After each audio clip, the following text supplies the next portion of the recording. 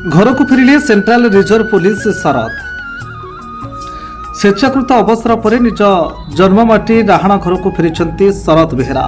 श्रीजुक्त बेहेरा जगतसिंहपुर जिला बालिकुदा ब्लॉक अधीन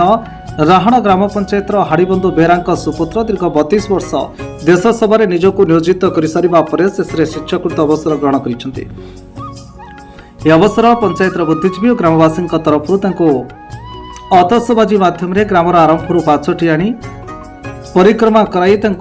उच्च शिक्षित उच्चशित संबर्धना सम्मान दे निज ग्राम देवती माँ उग्रतारा को दर्शन करने पर गृह में प्रवेश कराइदेवा सहयोग पारिथिले। गृह प्रवेश पूर्व निज परिवार पक्षर वंदापना कर पत्नी विमला निज पुआ प्रशांत बोहू ज्योतिष्णा झील प्रिया अनु पड़ोशी सामिल होई शरद बेहेरा घर बाउड़े अत्यंत खुशी अनुभव करिथिबा देखिबाकु मिलिछि।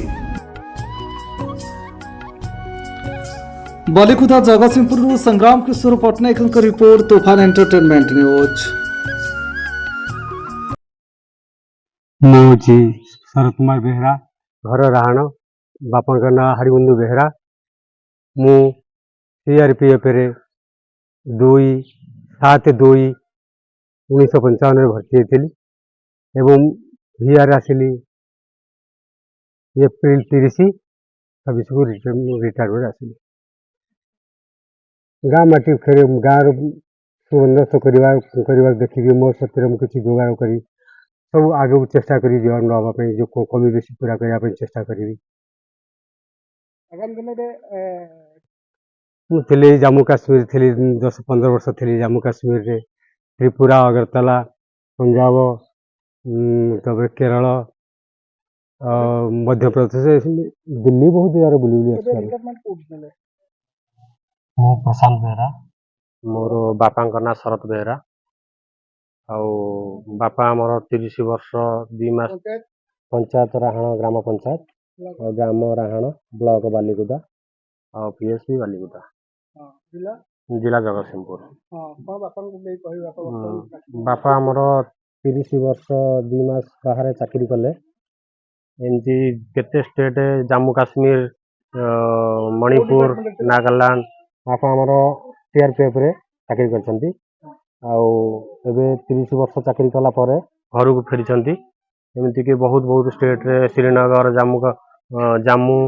नागालैंड मणिपुर ये जगह सब चाकरी करी फेरिले 30 वर्ष पर आम अवसर नेले शिलंग मातृभूमि के आसी बहुत खुशी आमे माने भी घरे बहुत खुशी अच्छु आ बापा गाँव रे सब बुलेलु गाँव बापा चाकरी फेरिकी अवसर नहीं आसिले मो परिवार बहुत खुशी मु भी बहुत खुशी से